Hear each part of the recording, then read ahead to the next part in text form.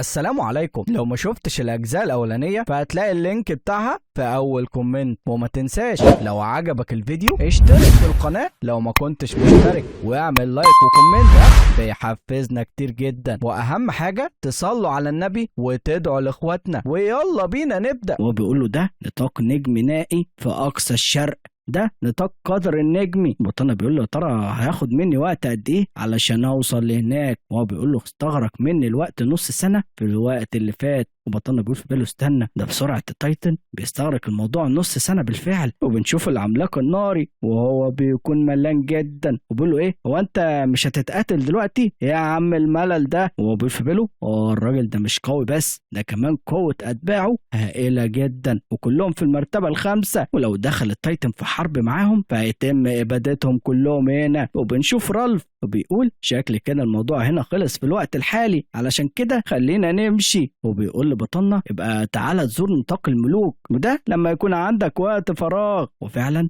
بيعمل الأجنحة بتاعته وبيمشي بكل سرعة. وعملاق النار بيقول لهم أنا همشي أنا كمان. والزعيم العمالقة بيقول أنا قلت كل اللي أنا لازم أقوله، واللي أنت هتعمله بعد كده ده يرجع لك، علشان كده إحنا كمان هنمشي. وبعد كده بنروح لبقية العمالقة. واحد بيقول يا شانيو يا ترى إيه نوع القوة اللي أنت استفزتها بحق الجحيم؟ وبقول أنا كمان مش واثق، ولكن في حاجة واحدة عارفها، القائد ده مش من المرتبة الخامسة، ده بيمتلك قوة المرتبة الستة، والأهم من ده مجرد واحد من استنساخاته. وساعتها مالك العمالقة بيستغرب أكتر، وهو بيقول الموضوع طلع أكتر تعقيدا مما كنت أتصور، علشان كده احنا لازم نسرع ونبلغ العمود الأول حالا. وبنروح تاني الرالف اللي بيقول في باله القوة اللي ابتزت عشيرة التايتن مش عادية خالص في المرة دي، بس دول بعتوا 9 خبراء من المرتبة الخامسة، ودي مستوى قوة من الدرجة الأولى بالفعل. والسيف الضخم ده سيف مخصص للتايتن. وبعد كده بنشوف بطلنا قاعد في مكانه، وزيليان بيقول ايه ده هو ليه السيد قاعد هناك؟ ده قاعد كده بقاله 3 ساعات، يا ترى هو بيحاول يفكر في الموضوع بتاع التحول الثلاثي ده؟ بطلنا بيقعد يفكر فعلا وبيقول في باله يا ترى انا لازم اعمل ايه؟ لو انا خدت الكل معايا فانا مش هقدر اعمل اي حاجه لمده نص سنه، ولو انا سبتهم على الارض علشان يتطوروا ده هيكون احسن كتير، علشان كده خلينا نرتب الموضوع. وبعد كده بنشوف القرد الدهب طالع له وبيقول له يا سيدي احنا مسكنا وحش غريب، وهو بيقول له ايه؟ وبعد كده فعلا بنشوف ملك الحشرات وهو اسر وحش، والوحش ده بيقول انتوا وقعتوني في فخ يا وغد، انتوا اطلقوا صراحه يا عم انت. البطانه بيقول ايه ده هو ايه ده المظهر ده عامل زي الكليم بالظبط. والقرد الدهبي بيقول يا سيدي الكائن ده كان بيتجسس علينا في السر، وده من محيط النجوم. وملك الحشرات بيقول رغم تعاوننا ولكن انا الملك الحشري والافعى العظيمه كان هيهرب مننا. وساعتها الكلين ده بيقول لهم ايه يا عم التجسس ده؟ يا عم انا بصيت بصه واحده بس، هو انتوا باقي حق تضربوني كده؟ وده بيكون وحش التهام الذهب، والمرتبه الخامسه المتساميه الموهبه الفطريه بتاعته التهام الذهب، وبيعتمد على التهام المعادن علشان يكون اقوى، وبيخرج معادن عاليه النقاء. والقدره الخاصه بتاعته جسم العنقاء السماوي والاستهلاك الطويل، وده للذهب طبعا، ودم طائر العنقاء الارجواني الحديدي، وثقل جسم السماوي الغريب، ده حتى لو اتصاب بجروح خطيره ويقدر يتعافى في غضون يوم واحد. وعنده تقنيه المخلب السماوي، ودي كفايه عشان تقطع اي حاجه. والتخفي الارضي بتخليه يغوص بسهوله في الارض، وعنده قوه خارقه بتقدر تبتلع السماء والارض. بطلنا بيقول في باله ايه ده رائع جدا، بعد ما امتص المعادن يقدر يخرج المعادن دي ولكن بنقاء اعلى. ده عنده استهلاك طويل الامد للذهب دماء طائر العنقاء الارجواني. وساعتها بطلنا بينادي على التنين بيقول له التنين يا احمر هو انت عارف ايه هو ذهب دماء طائر العنقاء الارجواني ده؟ هو بيقول له لا ما اعرفش. كليم بيقول له انت كمان ما تعرفش ده؟ دي ماده ضروريه لصياغه اسلحه من الدرجه بتاعه الامبراطور. ومش بس كده، ده في كتير جدا من المعادن السماويه برضه. وهو بيقعد يشتمه بيقول له يا غبي. بطلنا بيقول ايه ده طلع مزعج جدا. بطلنا بيقول انا هسيبه ليكم يا شباب، هو لو ما سمعش ليكوا اضربوا زي ما انتوا عايزين. وساعتها بنشوف القرد الذهبي وهو لافف بقه بحبل وهم بيرجعوه تاني. بطلنا بيقول لهم يلا نمشي، وبيفتح بوابه وبيقول لهم دلوقتي جه وقت الرجوع. وبعد كده بنروح لنطاق الملوك النجمي، وبنشوف رالف حكى لهم على كل حاجه. واحد من الملوك بيقول ايه 9 خبراء من المرتبه الخامسه، هو ازاي بيمتلكوا الخلفيه دي؟ ورالف بيقول له مش بس كده، ده كمان في اصلا تانيين ما تقلش قوتهم عنهم، وكمان قائدهم بيمتلك قوة المرتبة السادسة السماوية، وانا بظن ان هم قوة من حقبة قديمة اسطورية. وبعد كده بنروح لعالم الحياة اللي عند بطلنا، وبنشوفه هو وبقية الجيش بتاعه اللي كان رايح يقابل بيهم الناس، وبنشوف الثعلبة النارية بتقوله يا سيدي هو الموضوع عدى على خير، وهو بيقول لها مش وحش خالص، وخد العنصرين دول كمان، دول كنوز ثمينة جدا لعنصر النار. وبيمسك بذرة في ايده وبيقول لها اديها لشيطان العنقاء وقولي له اللي هو احتضنها، وتقريبا دي بيضة عنقاء، وهي بتقول له ماشي. وبنشوف بطلنا مطلع خامات سحرية كتير جدا، وبيقول لها وصلي ده اللينج اير، ده هيكون من الافضل اللي انت ما تديهاش قدام حد، ولا جيو كمان هتعجبه مرآة الحماية بتاعة العقل دي. وبطلنا بيكون شكله كده جاب حاجات كتير جدا ليهم كلهم، وطبعا الثعلبة النارية مستغربة ده كله. وبنشوف القرد الذهبي وهو عمال يحكي لاخواته على اللي حصل، وبيقول لهم انا مسكت الوحش ده وعملته زي الكرة في ايدي، وطبعا هما الاتنين مش مصدقين. وغرير العسل بيقول له انت سرقت كتير جدا من كنوز قبيلة العمالقة انت وسيد الشجرة. وبعد كده بنروح لقبيلة العناصر، وبنشوف فيها الوحش اللي عامل زي العنكبوت ده اللي كان حضر الجلسة بتاع بطلنا، وبيكون معاه كل الناس اللي من فصيلته، وهو بيحكي لهم على اللي حصل، وبيقول انا حسيت بهالة كنز القبيلة بتاعتنا عليه، وتقريبا دي القائدة بتاعتهم. وبتقول يا ترى ممكن يكون هو اتولد بيهم وهو عنده كده كنز عنصري. والراجل بتاع النار بيقول لها لو ده كان صحيح فهيكون من الصعب علينا اللي احنا نستعيده، بس احنا ليه ما نعملش زي ما عملت قبيلة العمالقة ونستخدم الكنوز علشان نبادله. وساعتها هي بتستغرب جدا هي وكل اللي حواليها، وساعتها هو بيقلق وبيقول لها انا اسف الظاهر اللي انا ما قلتش اي حاجه. وهي بتقول له استنى دي ممكن تكون فكره كويسه، روح واتكلم معاه يلا. وبعد كده بنرجع تاني لبطلنا، وبنشوف الثعلبه الناريه وهي بتقول له يا سيدي هو انت في مزاج وحش، هو انت قلقان بشان الامبراطور العظيم؟ وهو بيقول لها مش باقي غير 8 شهور بس، وبقوتي الحاليه دي انا ما اعرفش اذا كنت اقدر اتنافس معاه ولا لا. وهي بتقول له بس يا سيدي هو انت فعلا بتفكر لطريقه انقسام الروح ل3 دي؟ وهو بيقول لها دي رحله هتستغرق مني 6 شهور علشان اروح، ولو رحت وجيت هيستغرق مني على الاقل سنه كامله، ولكن انا لو ما رحتش فمش هيكون عندي اي فرصه. وكانت المعلومات بتاع الجنس العمالقه دي مهمه جدا، ولو جه الامبراطور العظيم وانا مش هنا فما اعرفش يا شباب انتوا هتعملوا ايه. والثعلبه الناريه بتبص له بكل حزم وبتقول له يا سيدي روح ومالكش دعوه بحاجه، بغض النظر عن المده اللي انت هتقعدها احنا هنصمد لحد ما ترجع. وبطلنا بيتفاجئ جدا من الثقه بتاعتها، بيقول لها ذات الطول التسعه. وبيجي الدور الشيطاني هو كمان وبيقول له ما تحسش بالحيرة يا سيدي واعمل اللي انت عايزه. وبطلنا بيفرح بشيطان الثور، وبيجي فلاش كمان وبيقول له في الوقت ده احنا هنرصد الامبراطور العظيم من مجرة ضرب التبانة مع بعض. وبيجي كمان الماموس والديناصور وبيقولوا له احنا هنحمي الارض، والنجم اللازور دي تيجي كاني، وكمان التنين الصغير وبيقولوا له احنا كمان، والنمر الابيض والتمساح الامبراطوري. وطبعا النمر الابيض بجملته المشهورة كلنا هنموت. والباندا بيقول له احنا هنستنى عودتك لينا مقارنة بالوقت اللي حاربنا فيه الظلام، احنا اقوى بكتير دلوقتي وهنكون اقوى كمان في المستقبل، علشان كده انت تقدر تعمل اللي انت عايزه يا سيدي. وساعتها بطلنا بيمشي من غير تردد وبيروح بالجسم الرئيسي بتاعه وبيقول لهم شكرا لكم كلكم، انا لازم الاقي الشيء ده بكل تأكيد. وبعد كده بنروح للظلام الكبير وبنشوف جسمه الرئيسي اللي هو اصلا شجرة زي بطلنا، وبنشوفه اللي هو قريب جدا من الارض. وبعد كده بنروح للبنت اللي شعرها ابيض وهي بتقابل حد غريب وبتقول الشجرة ده مشي. وبعد كده بنروح لكوكب العمالقة وبنشوف حد من العمالقة هناك بيقول لو كان الموضوع هيكون على ما يرام فلو كان المخلوق ده عادي من الرتبة ال5 ده تمام، ولكن لو كان في الرتبة ال6 فعلا فالشخص ده مش هنقدر ننافسه خالص. واحد من العمالقة التانيين بيقول لو انت غير قادر على هزيمته فيكون من الافضل اللي احنا ما نستفزوش خالص، وده تقريبا بيكون العملاق الاول وبيقول له ضيفهم لقائمة الاحتياطات من الدرجة الاولى. وهو بيقول له حاضر يا سيدي. وبعد كده هما بيحسوا بقوته وهي معدية، وهما بيقولوا ايه والعملاق الاول ما بيكونش عارفه وبيقول ايه القوة الروحية الهائلة دي. وبعد كده العملاق التالت بيقول له ده الرفيق ده، وقصده طبعا على بطلنا. بيقول في باله هو بدأ يتحرك دلوقتي. وبعدين بنروح لحقل نجوم الملوك وكمان البنسيون، وهم برضه بيحسوا بيه. وبعدها بنرجع لبطلنا مرة تانية اللي بيقول في باله الوقت اللي انا محتاجه علشان اسافر لحقل النجوم قليل جدا، وانا مش هينفع اضيع ولو لحظة واحدة علشان اتأخر فيها. انا لازم اضطر ان استمر في التحرك من غير ما انام ولا حتى ارتاح طول الاشهر الستة دي. انا لازم ابذل كل جهد حرفيا. انا هستخدم تنين السما الارجواني الخارق علشان ابدل المواقع مع التنين الاخضر في الوقت الحالي. وبطلنا بيستخدم تقنية مكوك الفضاء، وساعتها بيفتح بوابة وبيخش منها. وبطلنا بيقول في باله قدرة الفراغ دي قدرة تنين السما الارجواني الخارق، وهو بيقدر يسافر بين الفضاء والواقع، ودي اقوى بكتير جدا من الانتقال الفوري. ومع كل استخدام لمكوك الفضاء انا بقدر اعدي مسافة نظام شمسي كامل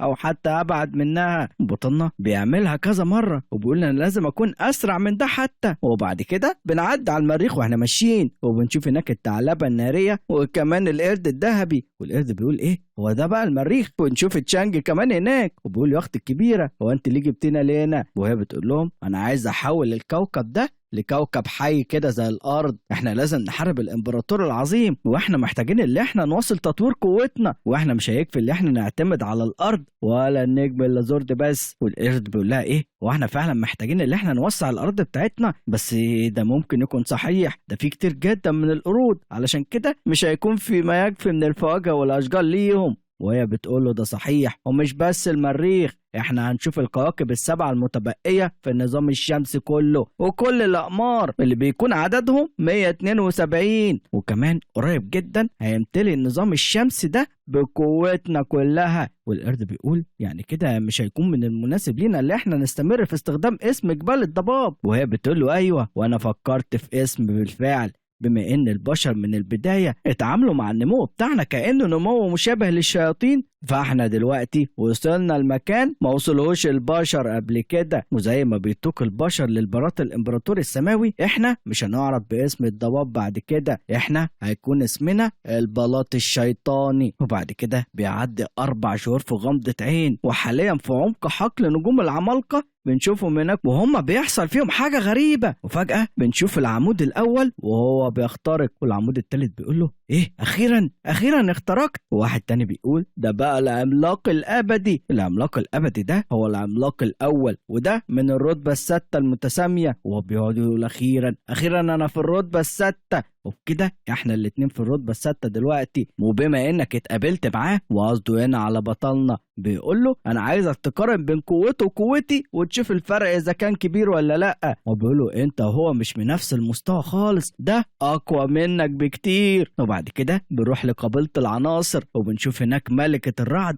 هي كمان اترقت للرتبة الستة. وهي بتقول في بالها ده مش كويس خالص، بالقوة دي انا لسه ما اتجوزتهوش. وقصدها هنا برضو على بطلنا. وبنشوف الراجل العنصر الناري وبيقول ايه هي القوة دي؟ هو عنصر الرعد اخترق ولا ايه؟ وبعد كده بنروح لحقل نجوم الملوك. واحد بيقول خبراء الحقول النجمية المختلفة كلهم بيخترقوا، شكل كده هيكون في عصر ذهبي جديد للأجناس التي لا تعد ولا تحصى. وبعد كده بنروح لبطلنا يوزي اللي لسه بيبذل كل جهده علشان يوصل لوجهته. بطلنا بيقول هو انا بسافر بقالي قد ايه؟ هو عدى شهر ولا ايه؟ خلينا نواصل بسرعة. وبعدين بروح للنمر الابيض اللي بنشوفه شكله اتغير تماما، وشكله كده بقى اقوى بكتير. بنشوف اللي هو بيقسم البحر وبيكون معاه شاولان. وبتقول له كويس جدا يا شاو باي، انت مش بس اتقنت في نور الرياح، ده انت كمان قدرت تحافظ على الحالة دي لفترة طويلة جدا من الزمن. وبعد كده بنشوف فلاش بيتريق عليه وبيقول له انت لسه غبي زي ما انت. قول لي صحيح 9 زائد 9 يساوي كام؟ وهو بيقول له 66 العبيط. يا نمر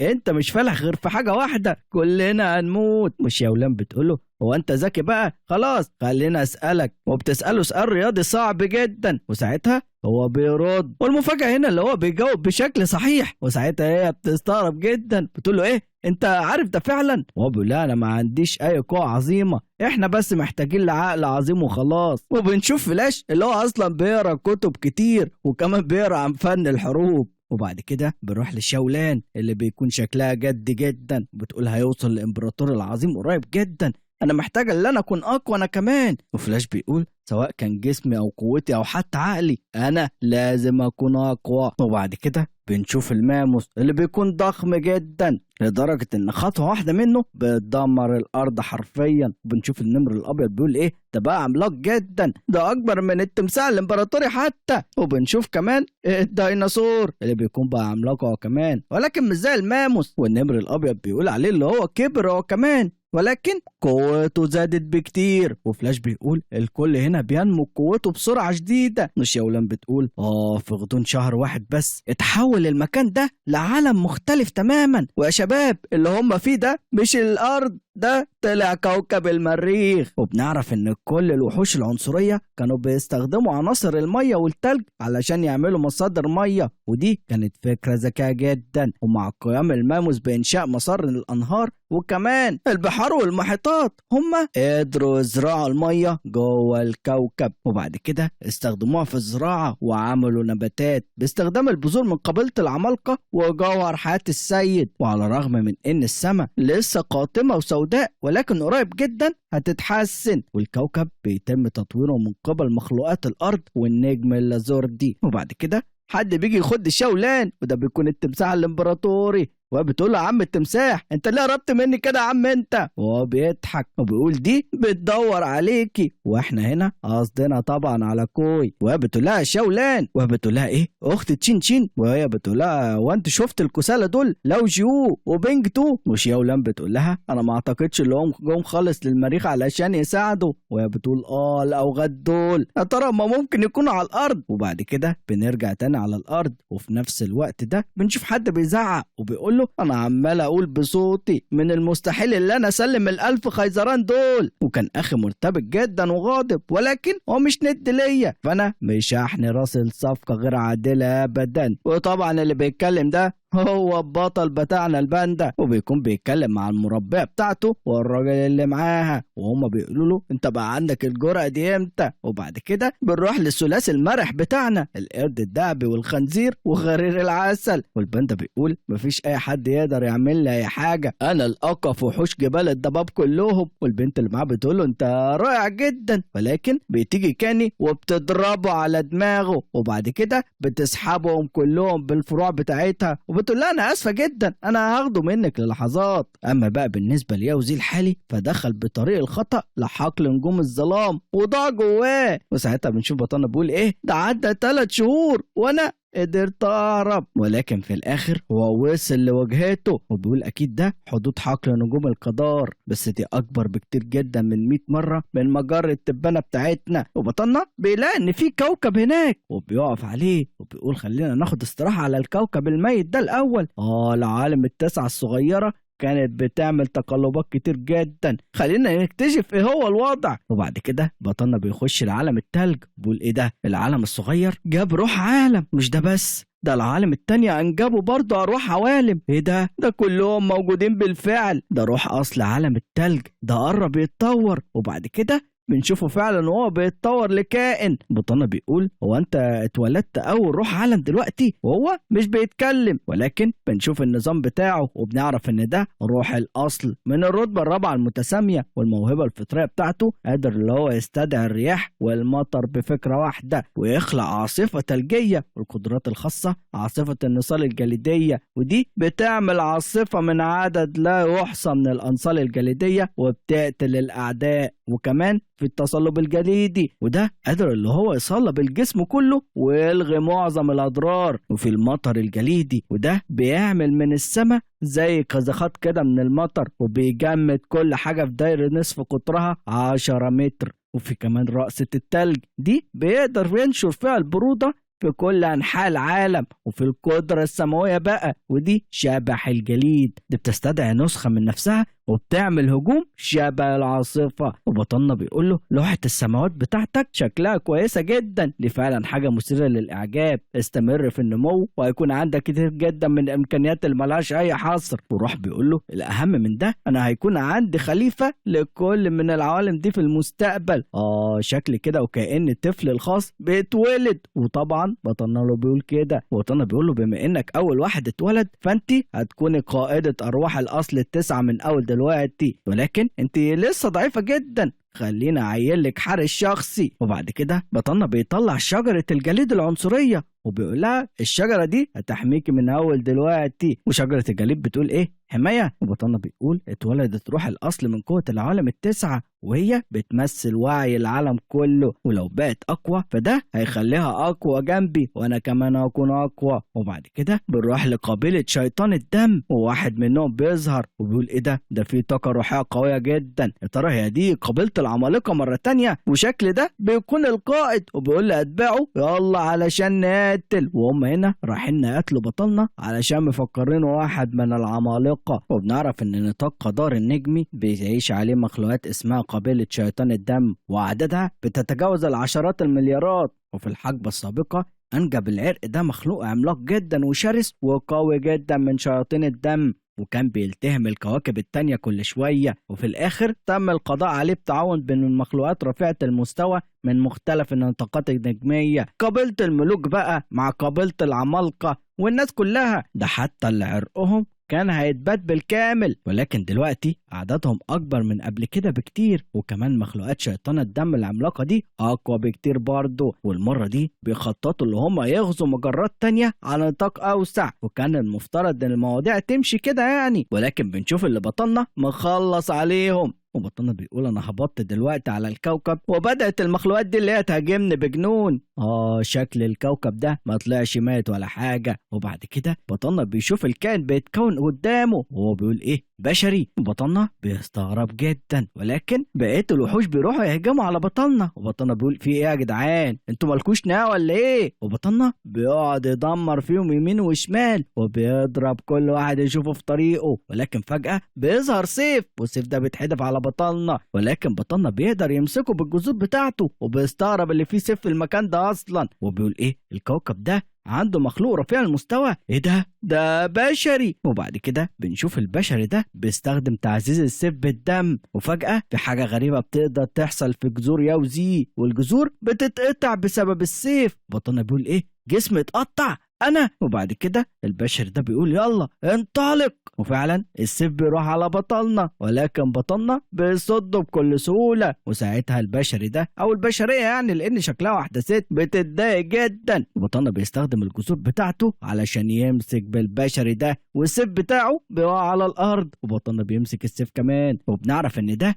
سيف شيطاني من الرتبة 7، ده سيف قتل الدم، سلاح متطرف جدا، وده مغمور في دم عدد كبير جدا من المخلوقات. والقدرة بتاعته التهام الدم، وقادر اللي هو يزود قوته عن طريق شرب الدم. وكمان الجرح اللي بيعمله بيتسبب في تدفق الدم بشكل عكسي، وده بيقلل من القدرة القتالية للمصاب. وفي لعنة الدم، وده بينشئ إصابات شبه اللعنة كده بتزيد من فقدان الدم مع مرور الوقت. وفي حرق الدم، وده بيستخدم الدم كوقود لزيادة قوتك القتالية بشكل كبير. والقدرة السماوية بتاعته هي القتل الدموي، وبيتحول لأشعة دموية وبيقتل الأعداء من غير أي شكل. بطلنا بيقول في باله إيه؟ سيف شيطاني من الرتبة 7 مع سلاح زي ده في إيديها، علشان كده هي قدرت تتجرأ اللي هي تهاجمني. بس شكل الكوكب ده عنده قدرات حداد عظيمة، أنا شكلي كده جيت للمكان الصحيح المرة دي. وبعد كده بطلنا بياخد السيف وبيقول ده ملكي. وشباب بطلنا لسه على حافة المجرة دي، يعني لسه ما دخلش للمركز، وشوف كل ده حصل بس على الأماكن المتطرفة من الكوكب، ما بالك بقى لما نخش لجوه ايه اللي هيحصل. وهنا بيكون خلص الفيديو بتاعنا النهاردة. يا ترى ايه اللي هيحصل بعد كده؟ اكتبوا لنا توقعاتكم في الكومنتات، ولو عجبك الفيديو ما تنساش تشترك في القناة وتفعل زر الجرس وتغرقنا لايكات وكومنتات، وما تنساش طبعا تصلي على النبي وتدعو لاخواتنا. دمتم سالمين، يلا سلام.